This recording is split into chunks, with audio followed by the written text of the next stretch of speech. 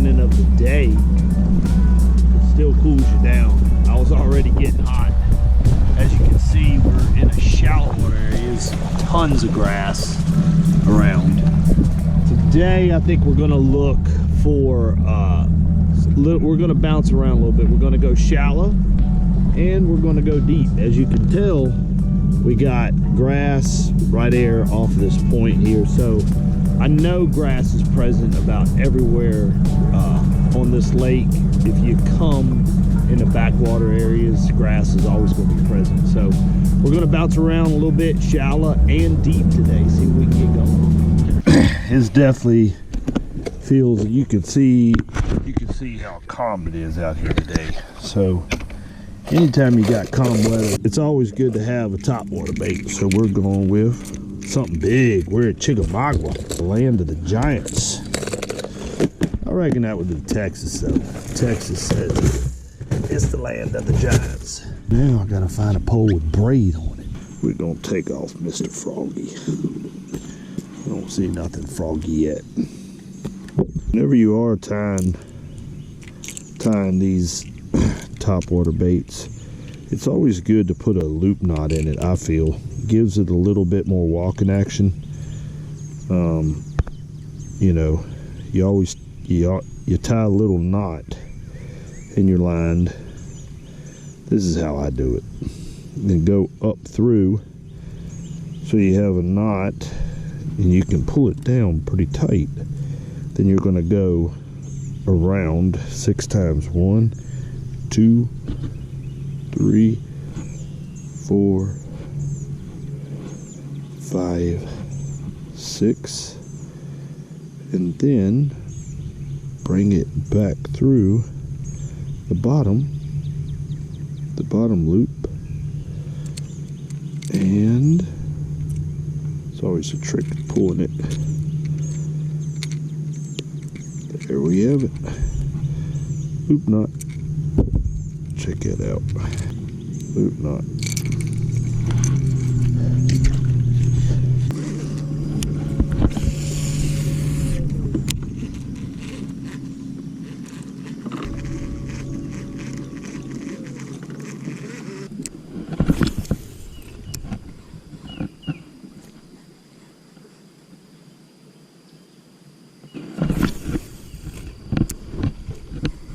Oh gosh, I mean, as soon as it hit the water, he had it.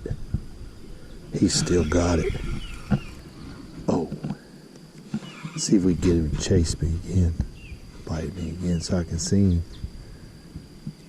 Ooh, that fish would have hit top water for sure. I don't know how big he was. That fish would have hit. Shoot, that fish would have hit anything. I mean, pretty much it hit the top of water and he boom.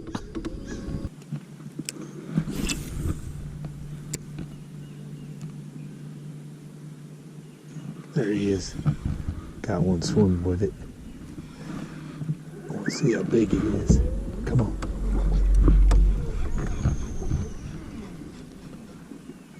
Come on. How big are you? Oh, that was so awesome. I actually talked him into biting again, and he was probably a keeper up underneath that dock, but that was pretty cool. That was really cool. He was way up underneath of it too. He wasn't on the outside. He bit it on the outside, but that's because I teased him into. Coming in the outside. That's a couple bites. I've actually seen one 3-pounder, and that's a bite, so getting a few bites.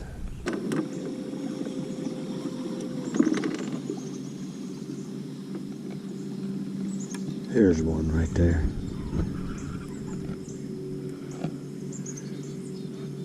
That was a fish right there. That was a decent fish too, like really decent. I don't know if you could see him, but you know, 2.5, 3 pounds on that brim bed. Now there's a big brim bed. It's not really an active brim bed, but I still don't understand what they're doing on the brim beds. I don't get it. Like I don't know what they're seeing. I'd like to just get a bass and just fillet him, and I know we don't want to do that, but and just to see if there's actually brim in his belly, or they just I don't know. But that was another bite. That's a couple good bites. I mean, they're biting that wackyworm, you know, pretty good. And if we can keep this up, I mean, I'll be happy to do this all day long.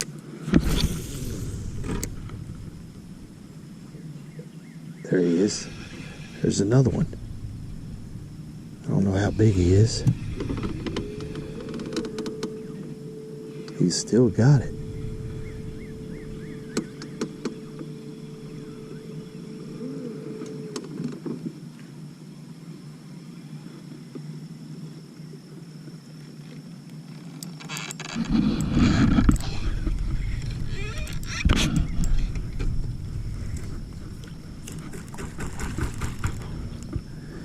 Well, there was another bite. I mean, I ain't been no time. That one hit it on top of the water too. Like, he probably would have bit anything. Dang. A lot of bites right now up here in this stuff. A lot of bites. There he is.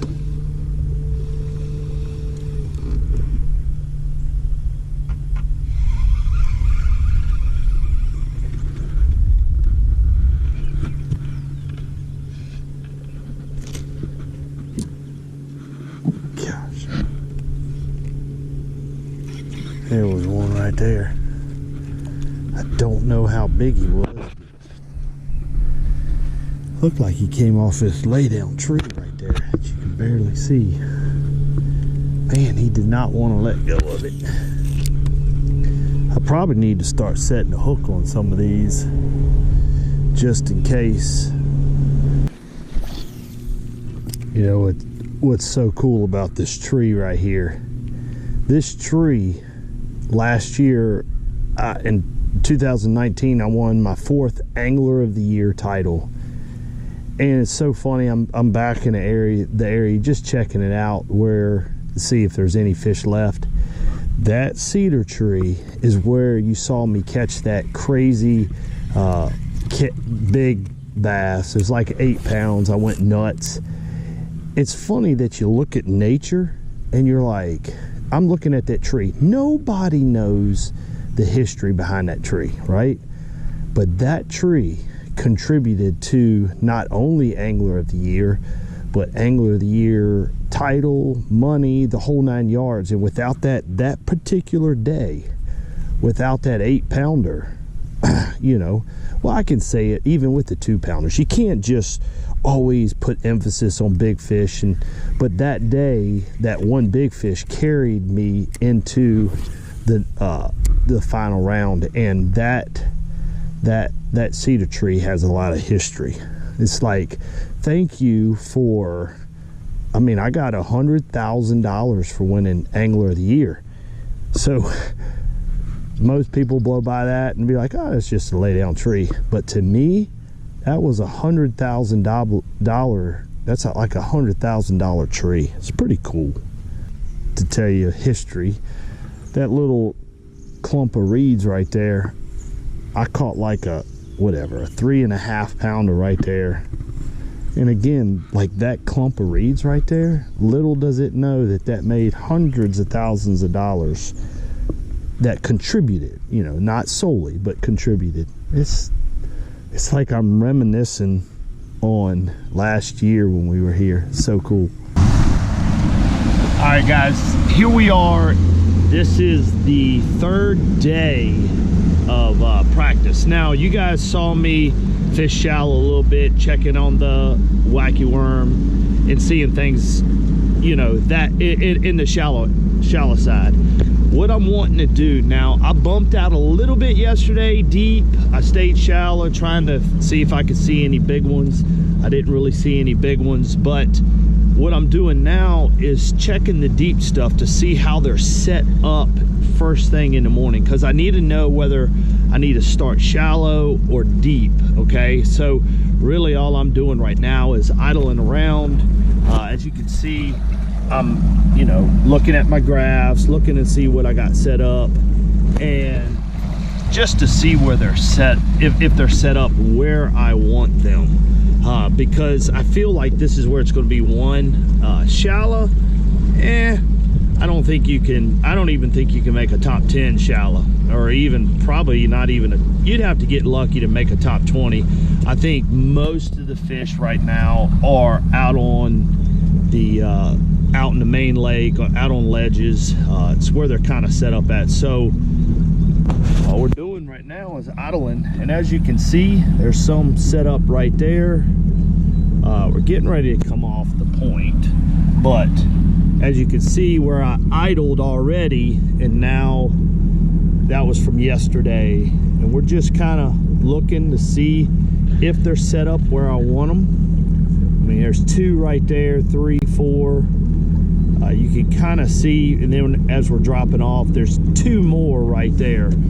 So right now, right off the giddy, not looking good as far as set up where you want them at. But that's what we're here learning, because if you don't make the right decision on this lake with 200 plus boats, you're gonna fall behind the 8 ball, like quickly fall behind the 8 ball. So we got to figure this out. I don't know what those things are. Man, it's a bunch of them. Looks like somebody concreted posted or something. That's weird.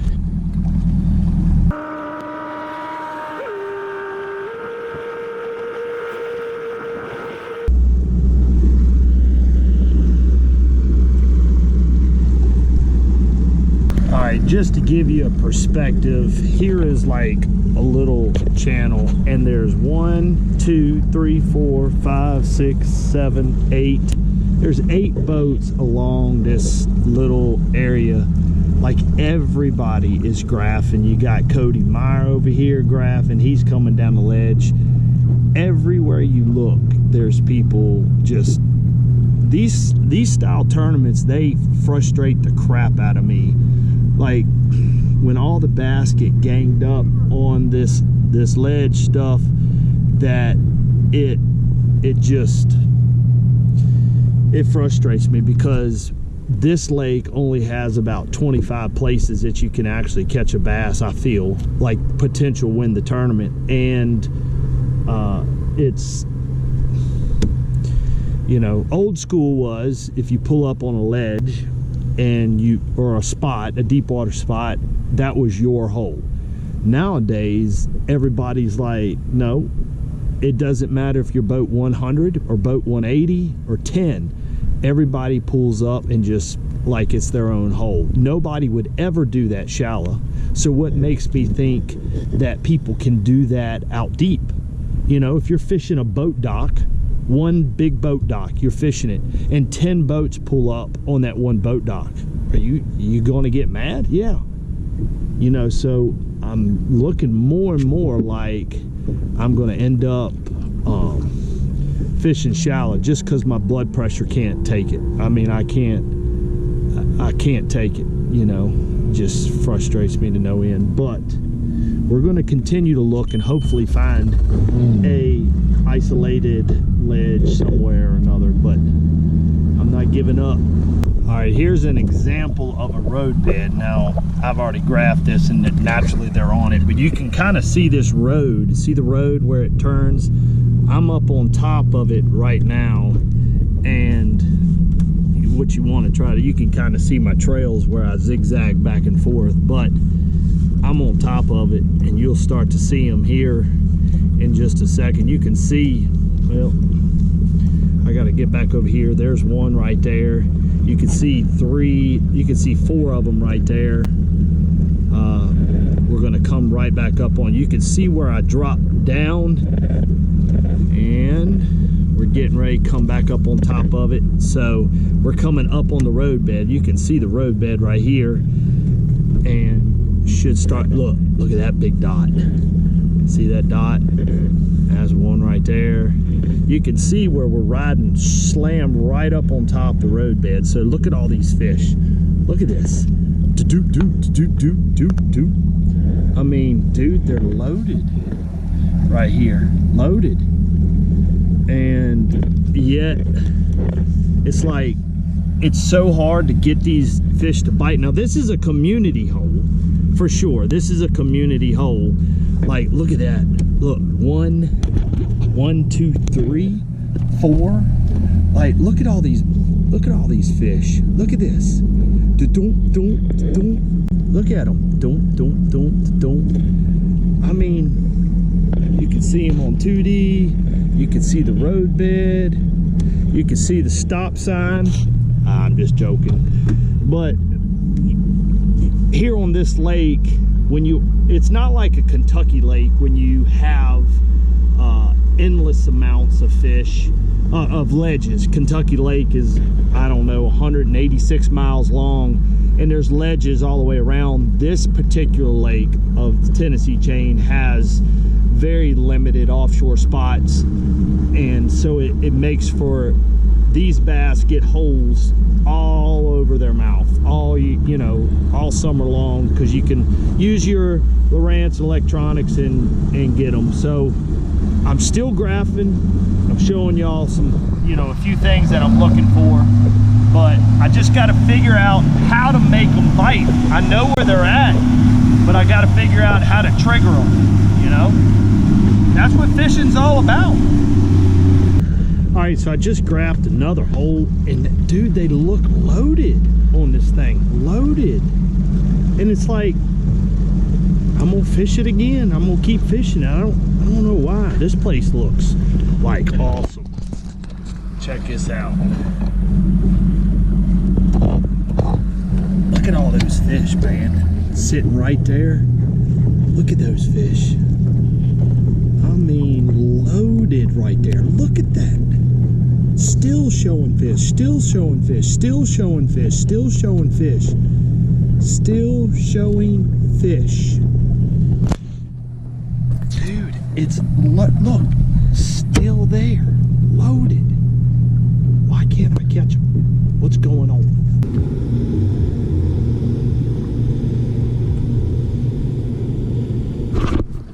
Ooh, actually just had a bite. Dang. Had a bite. That's a good thing. Yep, no bites. Taking off from there too. Common routine. No bites.